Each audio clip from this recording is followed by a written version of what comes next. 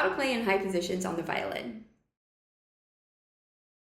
If we haven't met, hi, I'm Megan. I'm a violinist and teacher currently based in New Jersey. I've been playing the violin for over 20 years. I have my bachelor's and master's degrees in violin performance, and I'm a Suzuki trained teacher. If you're enjoying my videos, please make sure that you're subscribed to my channel and check out my membership, Learn Violin Online, which is always linked in the description. When you join Learn Violin Online, you not only become a part of a supportive, uplifting community, but you also get access to all of my digital courses, which is quite literally thousands of videos and direct access to me for answering your questions and giving you feedback so that you can improve faster.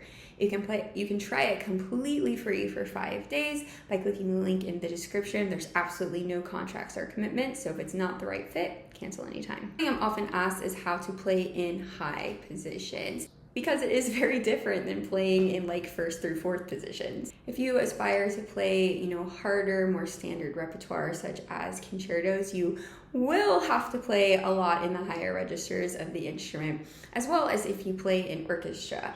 First violin parts are often very, very high. So here are some of my best tips. Let's first talk about our left hand. So the position of your thumb changes depending on where you are on the instrument.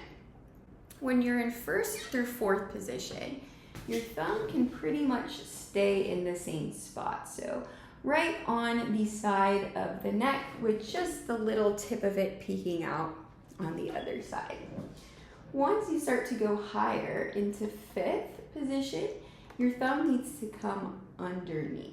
If your thumb stays hooked back here, it's going to be honestly impossible to reach those high notes on the instrument. So once you shift to fifth, your thumb comes underneath into that little crook. You can stay there for fifth, sixth, seventh. Once you start to go higher than that, your thumb can come up on the side of the instrument. So you can see it's no longer like underneath, it's still kind of hooked in there, but on the side of the instrument right about there. Now for me, that's as far as I need my thumb to go. As you can see, I'm keeping it here and I can reach all the way off the fingerboard, which, let's be honest, we'll never need to do unless you're maybe playing modern music. However, if you have very, very small hands, you could also bring your thumb against the fingerboard right here. Never leave the thumb back here or down here, okay? So you're either there, or if you have very, very small hands, your thumb is against the fingerboard. As your thumb is coming around, your hand is also coming up. So here I am in fourth position. You can see that my palm is touching the instrument. When I shift to fifth, it comes up, six, up, seven, up. And when I'm really, really high, my palm is completely above the instrument like that. That can feel a little bit unstable, which is why it helps me to keep my thumb back here. It just helps me stay more stable. But as you go higher and higher, your hand should come up.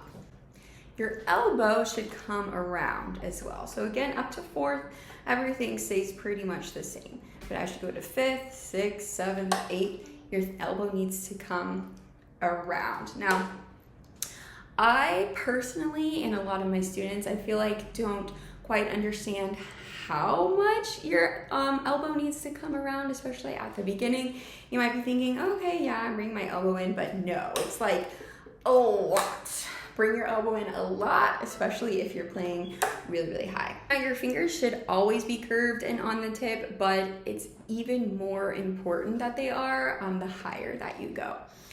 The notes on the violin get closer and closer together the higher up you go. So when you reach like seventh, eighth position, they are extremely close.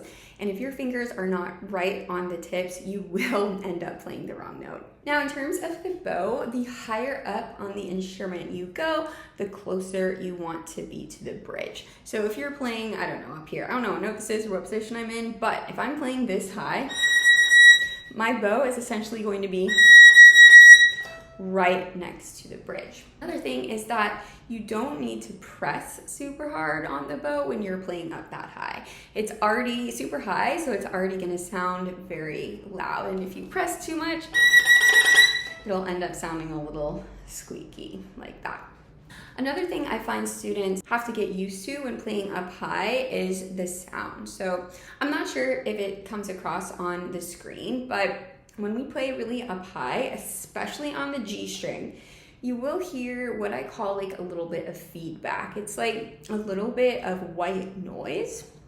So again, I'm not 100% sure if it's coming across here, but there's like a little bit of white noise as I'm playing, and that's 100% fine. That's just a characteristic of the instrument. If you are playing in a big hall or with an orchestra performing, no one is going to notice that or hear it. Now, when it comes to the intonation of high notes, I know it can be very hard. A couple of things you can do. One is to play with a tuner. I know when I was first starting to play really up high on the instrument, I could not for the life of me hear the pitch of the notes. I don't know why, I just couldn't. So I really relied on a tuner to tell me if I was playing the right notes, and then I was trying to hear what they sounded like. So I personally found that super helpful. Another thing you can do is play the passage or the notes an octave lower so that you can hear the intervals and just hear how it sounds when you're playing up high. I also find that checking with open strings is very helpful when playing up high. I kind of use those notes, so like G, D, A's, and E's, as an anchor, and I can check them to make sure that I'm still in tune. Often when my students are learning to play up high for the first time, which we usually do in 3 octave scales, I tell them to like pick a note and then just play it over and over.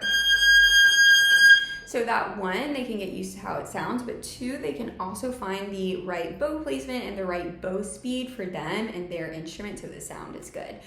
I know it's gonna sound very weird and very scratchy at first. Just kind of hang out there, play the note over and over. You'll adjust and eventually find a sound that you like. What other questions do you have about playing up high? Let me know in the comments. Thank you so much for watching. Please make sure you subscribe before you go, and don't forget to check out Learn Violin Online in the description. You can try it completely free for 5 days.